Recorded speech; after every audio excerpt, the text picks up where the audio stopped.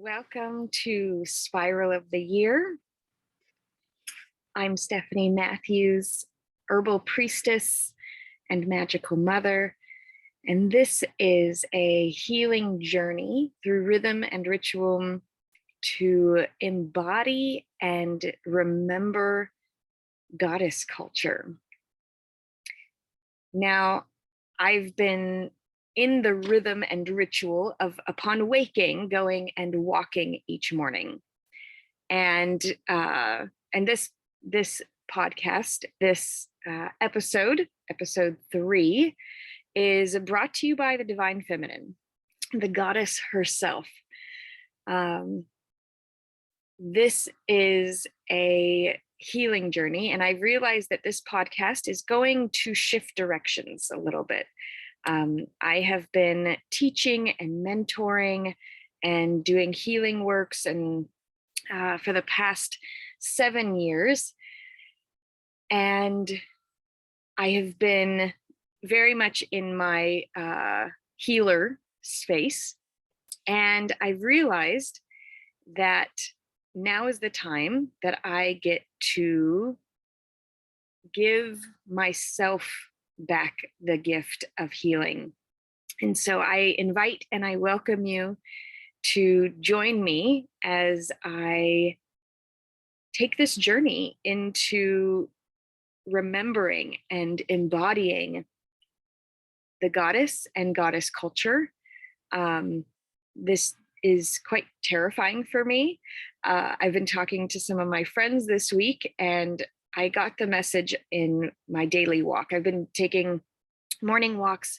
Upon rising, I just immediately get dressed and head out the door and just go walk down my county road into nothingness. There's nothing for miles. And so as I've been doing this, I've really been communing with the goddess. That has been my intention in the walks that I've been doing. That's been my desire, is to really connect and to create space for understanding, for knowing, for being. As I'm really getting pulled, the Spiral of the Year came from the daily devotional that I've been working on. And ever since doing the Divine Feminine section in the Magical Mothering Method, I have had a very strong pull into bringing more of the Divine Feminine. And for me, the goddess is still something that last year was so, I just kept pushing it away. When I stepped out of the warrior god culture of Christianity, I really pushed all religion and dogmatic spiritual practices out with it. I did not want another religion. I did not want another cult. I did not want another dogma. I did not want all of these things. And yet, sacredness, spirituality, connecting with spirit, I've never stopped connecting with spirit. I've never stopped connecting with that wisdom voice, that Holy Spirit that I called it while I was a Christian, that wisdom voice. And then when I really started working and my business got called or named Magical Mothering, then I was able to really identify that I am speaking with the magical mother, that this is that aspect. But I still resisted the aspect of the magical mother being goddess. And I now know I pinpointed the fear, which anything that is keeping us stuck is really the fear. And that quote of, we're not afraid of failing or what we can't do, but we're afraid of our greatness. I will look up that exact quote and put that in here. But when I realized my fear, and if you're listening to the audio or the video, this gets me quite on an emotional, deeply charged level. the terror that it has been bringing the past few days is dissipating as I'm realizing that the terror is from multiple.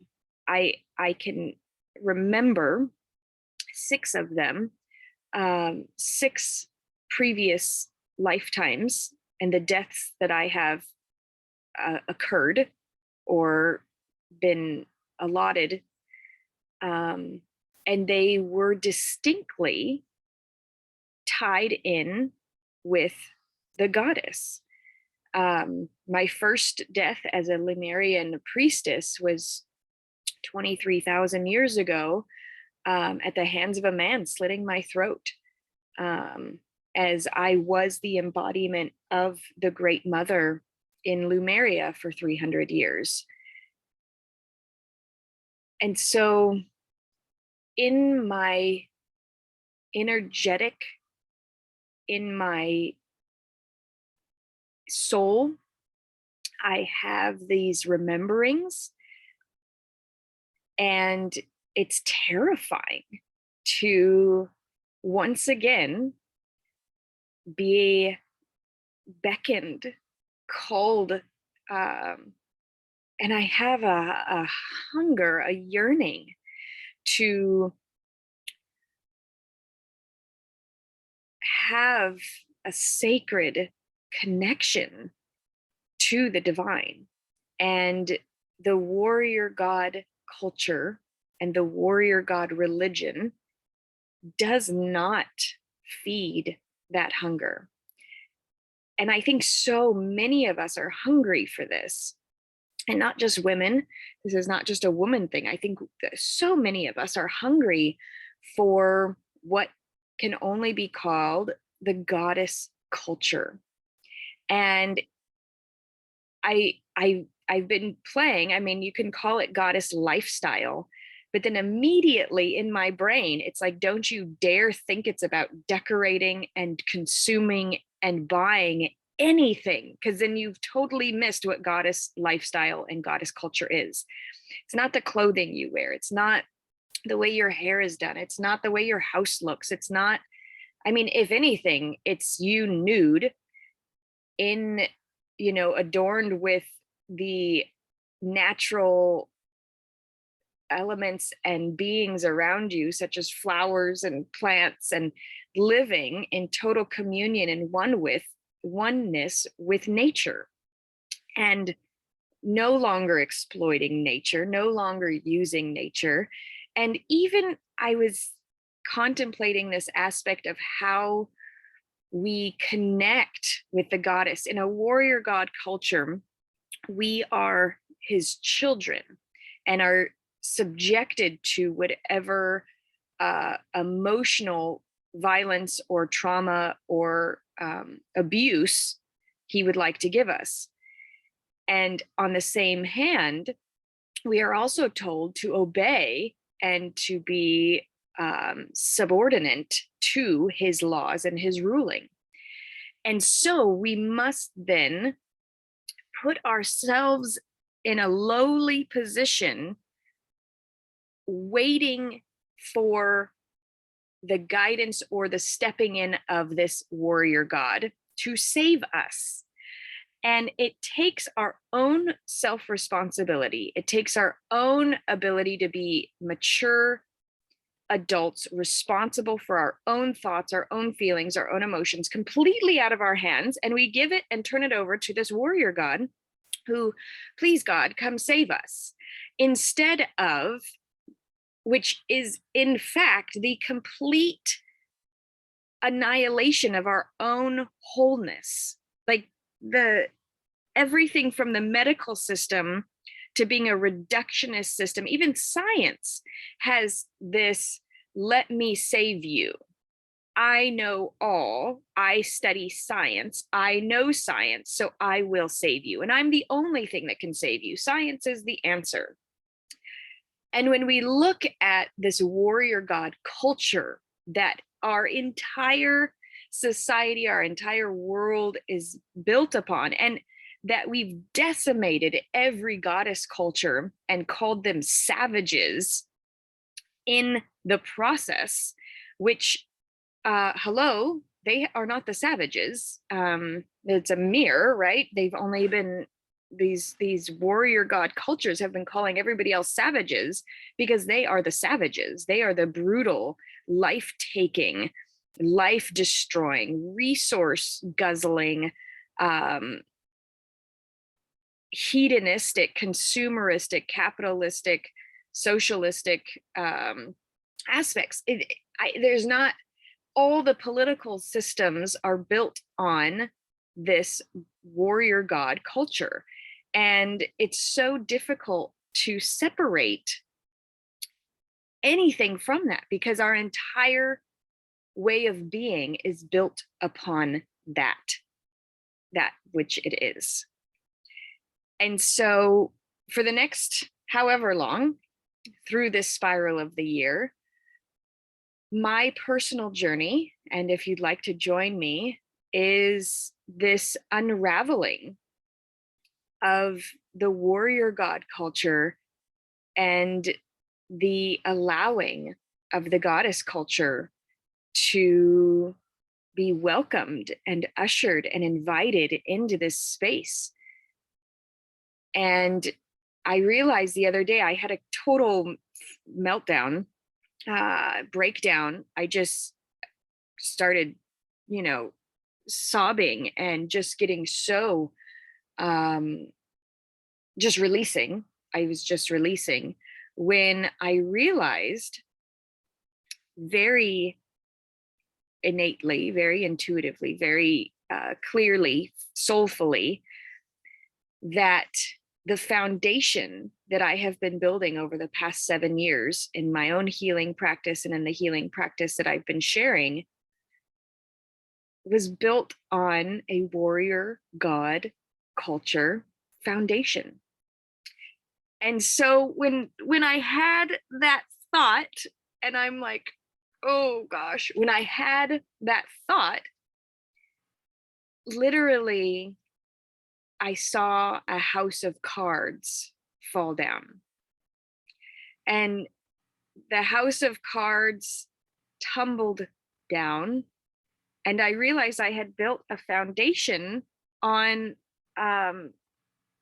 something that I didn't even want. I didn't even want that. I don't want that foundation. I do not want the warrior god culture foundation. And I was so unaware and blinded to this embodiment of the goddess. And to go back to that, I was talking to some friends, and I don't know if I already said this, but when I said, just so you know, I'm really terrified, I realized that magical mothering is the goddess gave me the embodiment of the great mother in this lifetime. Like I'm a physical embodiment of the goddess. And if you're listening through audio, you can't see that my eyes are starting to brim up with tears. It is a radical statement. And when I said this out loud to myself, and I said it out loud to a video to myself, and I said it out loud to my friend, and she went, of course you're the embodiment. You're the embodiment of Gaia. You're the embodiment of Mother Earth. You're embodiment of the goddess. You're everybody knows that.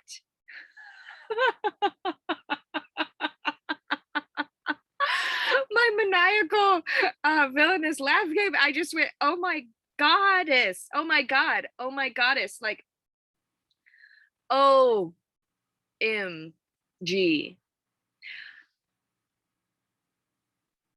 So this is the journey.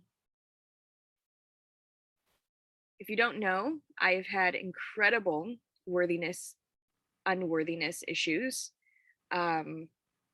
If you didn't know, I grew up in the evangelical free Christian church and went on missions trips monthly down to Mexico to preach the good news, starting in elementary school.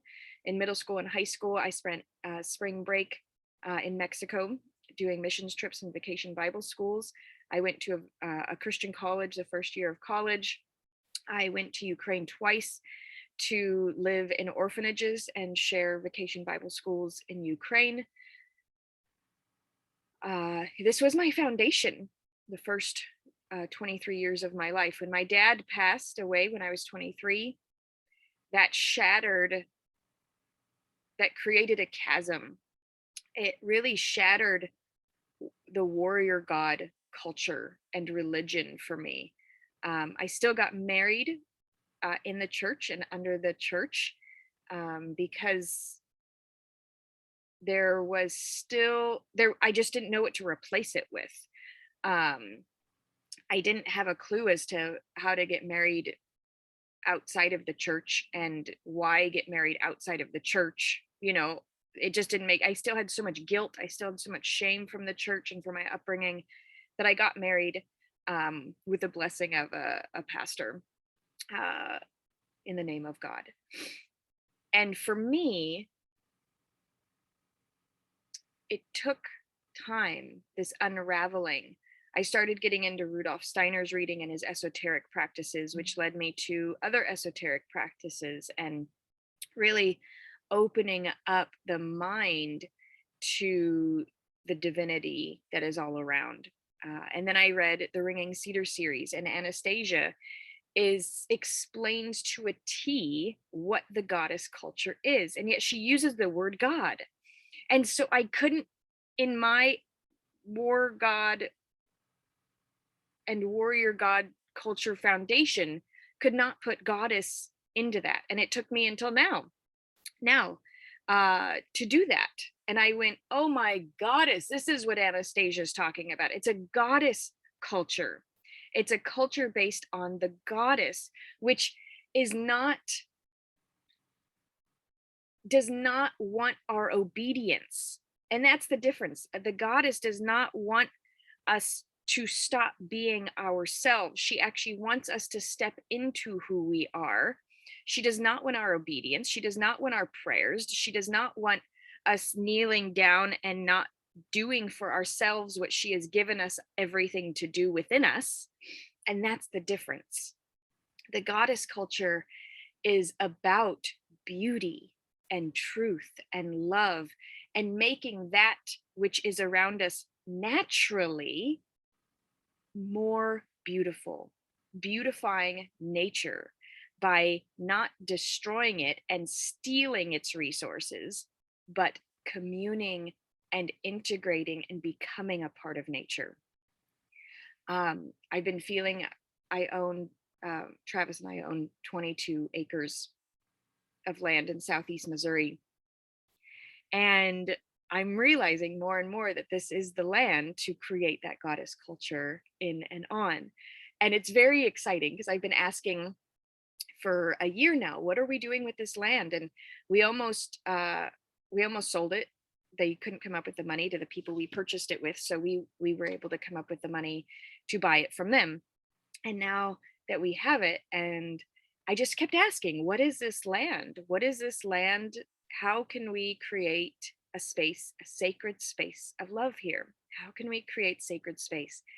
And so now I'm so excited that this is going to be a land of goddess culture, and having a temple. It's not going to look like a temple. It's going to be a great wild sanctuary in nature.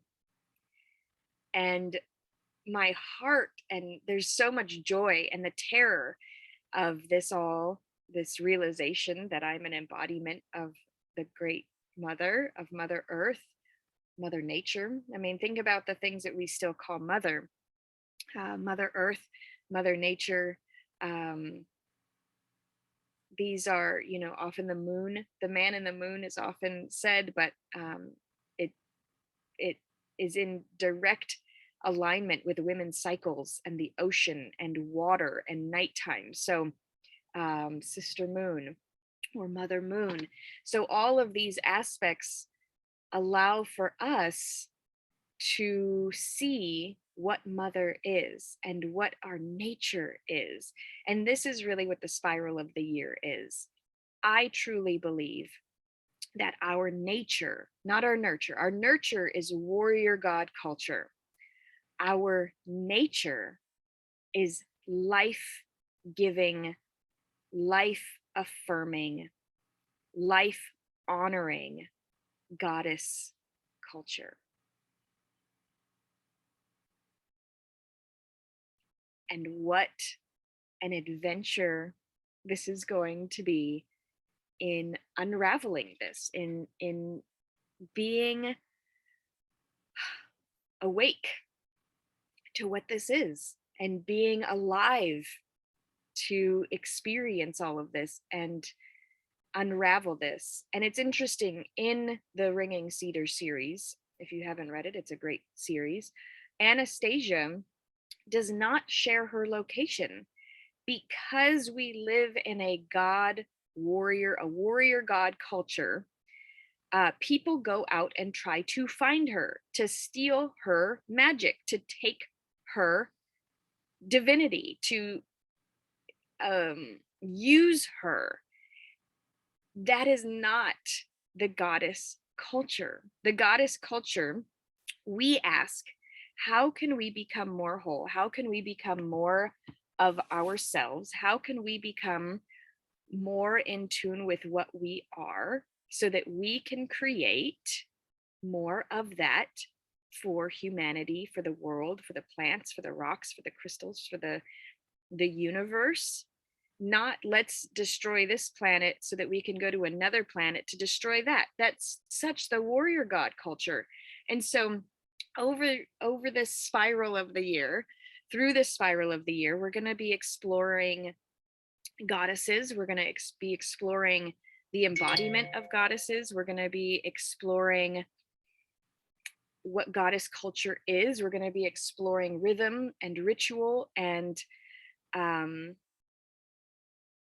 awakening the goddess. And I've realized that I have been channeling and being an embodiment of this for the past 7 years at least. It's probably why I got in so much trouble as a child, because I could not keep my hands clean. My hands were always muddy. I was head to toe in flowers and potions and grass and stains and leaves. And I was just a connection with the earth. And there's something so beautiful about remembering that that's my nature. And I truly believe that that's most of our natures. And if it's not, if you're comfortable in this warrior God culture, more power to you. Yet that is not something that I resonate with. So if you're ready to step into the goddess culture with me and to go down this spiral with me of exploring and allowing, I realized that the magical mothering method is the tool. The 13-month magical mothering method is the tool to help reprogram away from the warrior God culture and at least create a way of no longer being a victim, owning your responsibilities, gaining control of your emotions, getting the control of your own mental, physical, emotional, and spiritual bodies back. So that is what the magical mothering method is. It is a way to create a solid foundation, and it is exactly the way that it is. It's going to stay that way. It is perfect that way. I'm going to write a book for those who who don't want to do the videos. But this is the method.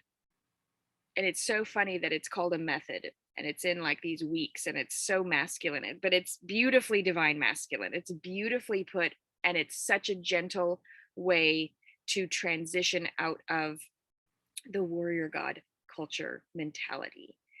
And so with that, I welcome you. I invite you. I'm excited.